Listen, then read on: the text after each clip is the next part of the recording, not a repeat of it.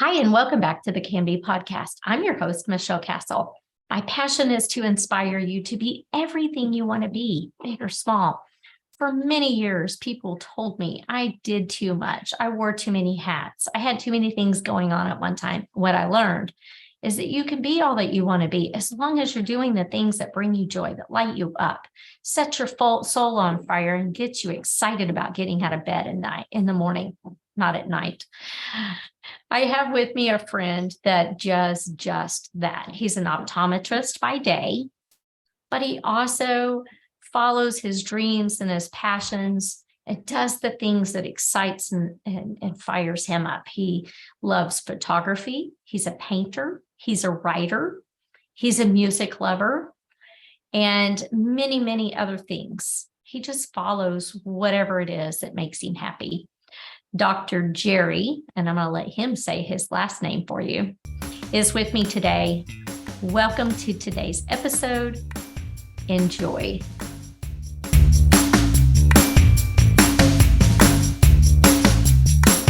Jerry, I am so glad that you have joined me today on the Can Be podcast. Glad to be here. Appreciate it. Absolutely. So the audience number one, pronounce your last name for me. Gundersheimer. It's German, right? Long German name, yes. So I am German also, and my maiden last name is Hauptreif, and that's like Hauptreif. And that's very German, yeah. Very German. And then like my mom's last name her mom's last name was Schmidt, and my mom's last name was Grody. And so long line of German names. So you would think I'd know how to pronounce that, but it's been a little while. So well, that's a pretty long one. So yeah, I get all sorts of different pronunciations too. And looking at that, you're missing a C. Yeah, they've Americanized it. That's the same thing that happened. Hauptreif is really Hauptreif if you were to pronounce it the German way, but they Americanized it through the generations. So anyway, thank you for being on the show. Welcome. I appreciate it. Now, thank you for. Absolutely. Now, you and I know we've been at community events together, but we have not exchanged many words. But I feel like I know you because we are very connected socially. So, but what I didn't know is that you had written 2 books prior to this book that you just published called Reach. Talk to me. You are an optometrist by day, but when I look at all of the things that you do, which I covered in the intro, you are my kind of guy. Like, you don't limit yourself by what you do by day. It just looks like you just follow your heart and your dreams and your passions, and you just do all the things. Yeah, thank you. I'm into photography and music. I play keyboards. I've written a number of songs and full length, that kind of stuff. I've been involved in the Sherman Community Players, as you know, for quite some time. So heavily into the arts. So as an optometrist, you're a scientist, but for you to be creative and a scientist, that's kind of an unusual mix, isn't it? Well, you'd be surprised how many of my colleagues are also artistically inclined, doing various things like or what have you. Well, in arts, I mean, like, it's proven intelligent people are artists and scientists are intelligent. So maybe that's why you have a lot of scientists then in that. I'd like to think that. I'll go with that for sure. That's what we're going to go with. Yeah. So tell me about these books. I mean, have you always wanted to write? Like, how'd that happen? Well, actually, experience started in grade school. I sold my first book to fellow students in grade school. It's pretty funny. And in the Reader's Digest, they used to have these articles. I am Joe's brain, or I am Joe. And And so a friend of mine and I did parodies on them, and back then you had mimeographs. So we mimeographed the pages and put them together and sold these in grade school. But started other books before and not really finished them. The one you were referencing, the first one that I finished, called Face of the Bell Witch. It's that and its sequel, L. Currens, or paranormal thrillers. They're kind of ghost stories. They involve a 30-something medium and his 10-year-old daughter and kind of what happens to them. I was working on the third book to the series when on one of my runs, I listened to compilations, of music, and one of my favorite artists of all time was the late Dan Fogelberg, and they're just so wonderful. I mean, he paints with his words, and so I was listening to a playlist I had of his, and I just started thinking of this idea for this book, Reach, and really the inspiration for the book. And what's kind of cool about it is each of the chapters, the title of the chapter is the title of one of his songs. And there are little kind of to his lyrics that are embedded throughout the book. Any fan of Dan Fogelberg's music will get a kick out of trying to kind of parse out these references to his lyrics in the book, but I made it kind of a different thing. To his widow. I don't know that if she's read it yet or not, but she's got a copy of it.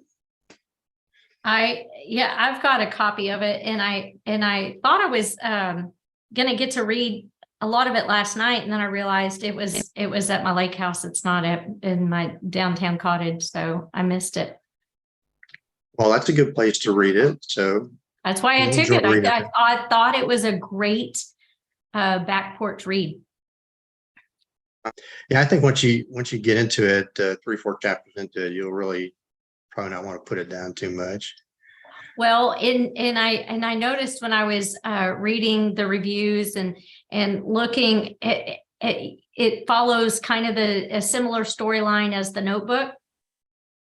Yeah, it's kind of a cross between The Notebook and another story that was turned into an Oscar-winning movie, Still Alice. It starred Julianne Moore, and it sort of combines elements of both of those movies, but puts different twists and spins on them, and deals with a little bit of different plot line than of course either of those do. It's similar to The Notebook in that it's a combination of journal entries and chapters. Mm-hmm. And it's similar to Still Alice in that it deals with dementia. Both of those, of course, deal with dementia. Mm-hmm. And anybody that's had to deal with dementia in their life, with a loved one or a friend who's dealing with it, knows what an arduous task that is, to deal with that. So I wanted to try to convey that in this book. Mm-hmm. And the main characters, there's Ernie Resnick is the main character, and he and Ava Winkler meet in grade school. They start a relationship throughout grade school and high school. She's an aspiring ballerina. Her mother was a prima ballerina, and she has taught her daughter. And Ernie doesn't really know, and leans toward writing himself. So they have this budding relationship, and after senior prom, she kind of derails their plans. They have made plans to go to college together, and she decides she wants to go to ballet school and hone her craft there. And so they kind of split up, and it takes several years, and he's still pining for her, and his brother convinces him to go look her in New York, and there's a reunion, and they get married, and And then what happens to them after that is the Are you main going bulk to of tell the us all the story. secrets though? Don't tell us the secrets. No, there's Okay. some secrets in there. There's some Okay. fun things that happen that I don't want to reveal. So Yeah, don't uh, tell us the secrets. yeah, especially the very ending. It's kind of a twist, and happy with it. I owe the ending. I have to say this. I owe the ending to my wife, because my ending to the story was a lot sadder and more morose than she read that. She read that. She said, "No, no, no, no, no. No, no, no, no. So No, when this story this way." when you write, do you let her in on what you're writing prior Yeah, to, or do you wait till you're done? yeah. She's one of my best critics, and so I read things to her as I'm going along, help me kind of refine them and then show me more, because it's different when you're writing from your perspective, and the reader's She's reading perspective it is as a different. reader. They want something Yeah. else to happen. Yeah. Mm-hmm. Mm-hmm. So a lot Mm-hmm. with that. Love it. So, what's the time span between the first book that you published and then this one? First book was published in 2016. The second one I published in 2019. And then of course this one this year. It it doesn't take quite as long for me to write the story as it does to edit it. I That's, mean, yeah. it takes me about a year to edit these stories now. And this one, of course, I edited myself. The first one I had a professional editor do, and then the second one had quick edit done, and then I kind of tweaked that a bit. And then I have beta readers that read the books and suggest things to me too, Mhm, and look at correction.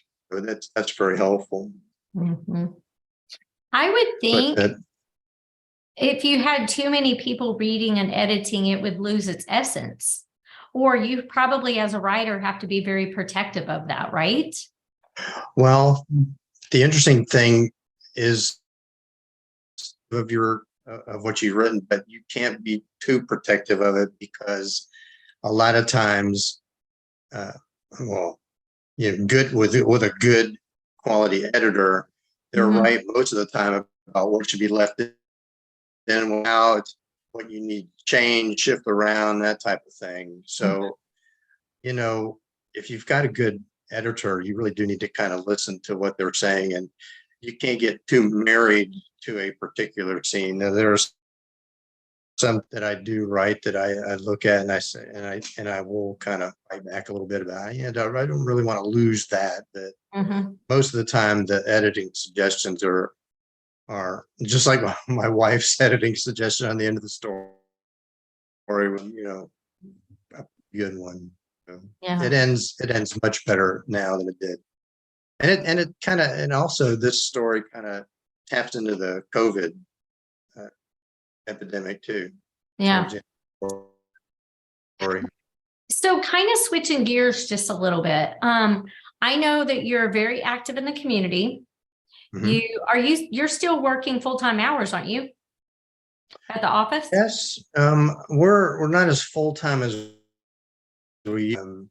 Once the pandemic hit, we of course we were closed for about 6 months, and then when we reopened half a Mhm. days, and then kind of slowly built back up to where we are. We cut off at 4 instead of 5 now, And and then, mhm. but you've got, I mean, you've got obviously a relationship, you and your wife, and trying to keep that romance alive. And then you have your 6 children and your 12 grandchildren, um, and then all of these other passions Sixteen and things grandchildren. that, how many? 16. How many? 16. 16 grandchildren. All right. Mhm. Oh my goodness. No, that's what we say. Yeah. Yeah, 16. Oh my gosh. So that's just a lot. So the fact that you find the time, I mean, how do you do you get to a point where it's like, oh my gosh, I've just got to go find myself and go find some quiet space, and I'm going to go paint for a little while, or I'm going to go do this? I mean, do you feel that urge, or is it on your calendar? Like, how do you like follow that? Well, let's say if I'm writing a book or something, I'll write in the evenings. Mm-hmm. So, when I say goodnight to my wife, I'll go in and write for a little while. On the weekends, I like to write. If I get a break in between seeing patients, I'll You write a can switch it couple. on just like that and go right. Yeah. Of course, going back through what you've written and editing it helps. But Yeah, that's a little different. Yeah. yeah. So So when you anytime I can grab a few minutes, I try to do that. that's your go-to is writing. That's your favorite go-to. Um, Once I finish a book like this, I'll usually take some time off and just kind of chill Mm-hmm. and see if a new idea comes to me. Now, the next thing I'm going to be working on actually is turning this into a screenplay. So I'm going to try to do the screenplay. Have you done that before? No, so I've been reading books and things about how to properly format a screenplay and things of that nature. So I'm Are going to you start doing hoping that. that's done locally first? What's that, Michelle? Are you going to do that with the community players locally first? No, no, it's not so much of a play, a theatrical play, more Okay. cinematic screenplay. Okay.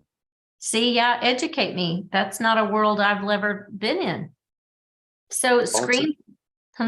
It would be new to me too. So we'll just see what happens. So when you write a screenplay, does that mean that you are writing it for any format in which you're turning the pages into actual movement? Correct. Yeah, Okay. the movement and dialogue. Yeah. Okay. Yeah. I love that. You're just brave. You just, I think I'm going to turn this book into a screenplay. Let me figure out how to do that. Yeah. I love that. Huh. All right. What else you want to share with us, knowing that the audience is just really likes to just be inspired to just go and do the things that just really excite them about life? Yeah, I think that's a good, philosophy to have. Make good use of every moment that you can. I mean, those moments are fleeting and time you don't get back. So, um, you know, find something that interests you and learn about it and hone that craft and go for it. I mean, the cool thing, I never acted in my life either until I started doing things with the community players back in, I think it was 2006 is when I first started doing stuff there. But they're always looking for new people to be in their productions. And so and it doesn't have to be a big role. You can go in and have a little tiny part, get your feet wet, get the acting bug and decide you want to do more. And I think that's Dara Dunn over there is the new director.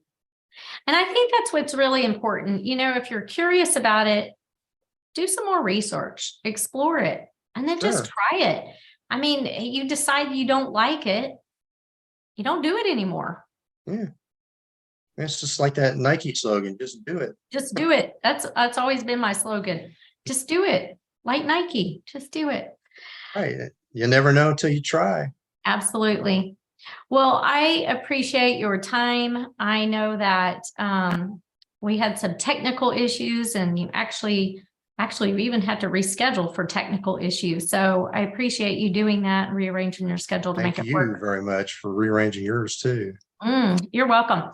So if someone, or not if, when the audience is ready, or let's just say, hey, audience, go on to Amazon. Is that the best place to go to purchase? Amazon.com. Okay. They can purchase the soft cover or the hard cover. And then it's also available. And I also have copies in my office too, if anybody wants to swing by. Yeah, if you're local in downtown Denison, just go by his office and pick up a copy. You're in the Sherman. I thought you were downtown Denison.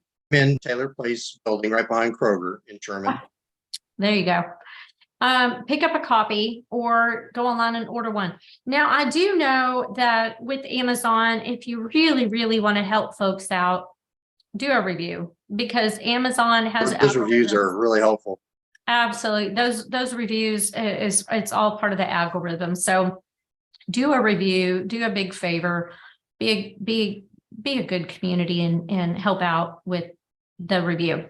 The book is called Reach. Yeah, they made great Christmas gifts. So Absolutely. Yep.